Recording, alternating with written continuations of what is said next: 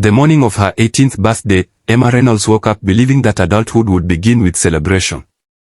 Instead, it began with an eviction. There was no birthday cake. No balloons. No wrapped gifts waiting on the kitchen table. Only silence. Emma had lived with her father ever since her mother died when she was 10. Over the years, their relationship had grown colder. Her father worked long hours, rarely attended school events, and constantly reminded her that once she turned 18, she would be responsible for herself. Emma had always hoped he didn't mean it literally. She was wrong. When she walked into the kitchen, her father was already drinking coffee. Without looking up, he reached into his wallet, pulled out a single $100 bill, and tossed it across the table. It slid to a stop in front of her. "Happy birthday."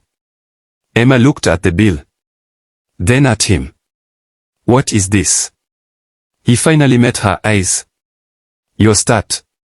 She frowned. "My start." He stood, picked up his briefcase, and walked toward the front door. "You're 18 now." He unlocked the deadbolt. "Get out." For a moment, Emma thought it had to be a cruel joke. "Dad. I'm serious." Her voice shook. "I have nowhere to go." "You'll figure it out." "What about college?" "You can work." "What about my room?" "It won't be yours anymore." The room fell silent. Emma stared at the man who had raised her. "You're really doing this?" He didn't answer. Instead, he pointed toward the front door. "You have until noon." Tears filled her eyes, but she refused to let them fall. Quietly, she walked upstairs. She packed a backpack with clothes, her laptop, a few books, and the framed photograph of her mother. Everything else stayed behind. When she came downstairs, her father was waiting by the door. Emma picked up the $100 bill. She folded it once. Then placed it back on the kitchen table. "I don't want your money."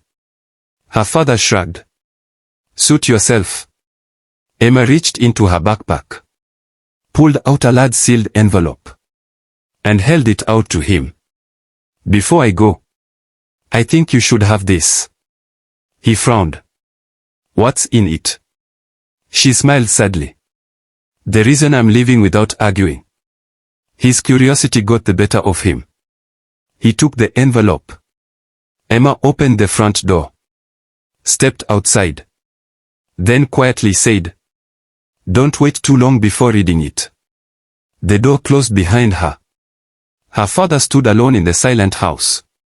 For a full minute, he simply stared at the envelope. Finally, he tore it open. Inside were several documents. The first was a handwritten letter.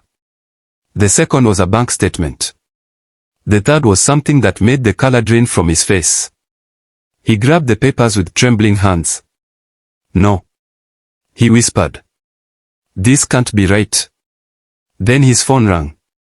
The caller ID displayed the name of the family attorney. And the very first words the attorney spoke made him collapse into the nearest chair. "Mr. Reynolds, your daughter told me today was the day you'd finally learn the truth." Emma's father gripped the phone so tightly his knuckles turned white. "What truth?" The family attorney, Mr. Collins, spoke calmly. "I advised your late wife to prepare those documents years ago." His heart pounded. He looked back at the papers. The handwritten letter was on top. With trembling hands, he unfolded it. The first line stopped him cold. "If you're reading this, it means you've asked Emma to leave." His wife's handwriting was unmistakable. He continued reading. "When the doctors told me I didn't have much time left, that I worried about only one thing, whether our daughter would always know she was loved." Tears blurred his vision. The letter continued. "I also worried that grief might harden your heart. If that ever happened, I wanted Emma to have a way to protect herself." His breathing became uneven. Beneath the letter was a trust agreement. Years earlier, Emma's mother had quietly established an education and living trust for her daughter.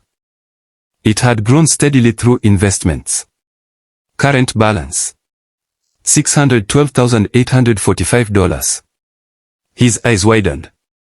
600. Mr. Collins finished the sentence. $45.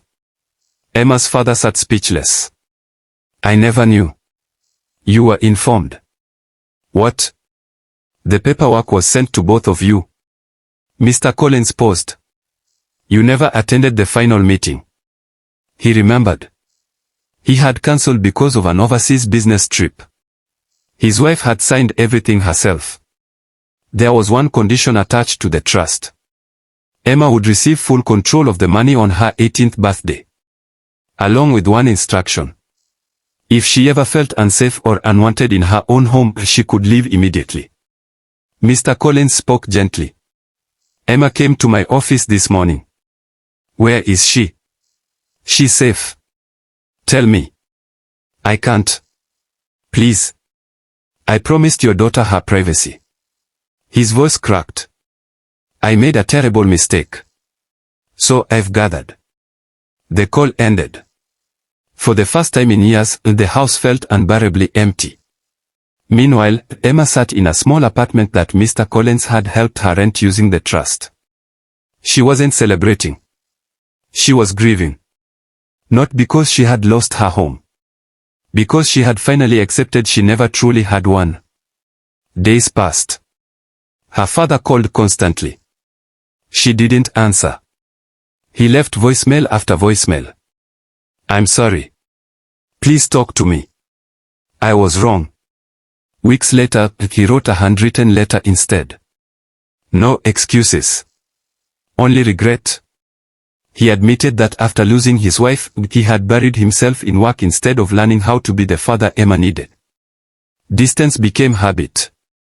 Habit became neglect. And neglect became cruelty. Months later, Emma agreed to meet him in a quiet park. He looked older. Smaller. I'm not asking you to come home, he said. I know I don't deserve that. Emma nodded. I appreciate that. He handed her a small wrapped box. Inside was the framed photograph of her mother that had always sat on the living room mantel. I realized. His voice shook. It belonged with you. Emma smiled softly. Thank you. Before leaving, he quietly asked. Can I ask one question? She nodded. Why did you leave me the envelope? Emma looked toward the trees. Because Mom believed people should know the truth before they lost the chance to change. Silence settled between them. Her father wiped away a tear. I wish I'd changed sooner. So do I. Over the next 2 years, they rebuilt their relationship one careful conversation at a time. There were no shortcuts. No instant forgiveness. Only consistency. Her father attended her college graduation. He never missed another birthday. And when Emma later opened a scholarship in her mother's name for students who had lost a parent, he was the first person to make a donation. At the dedication ceremony, Emma stood before the audience and smiled. My mother left me more than financial security. She paused. She left me the courage to walk away from people who couldn't love me well. And the wisdom to leave the door open if they were willing to learn. Her father quietly applauded from the front row. Not because he had earned redemption overnight. But because he had finally understood that being a parent isn't measured by the day your child turns 18. It's measured by whether they still know they are loved when they do.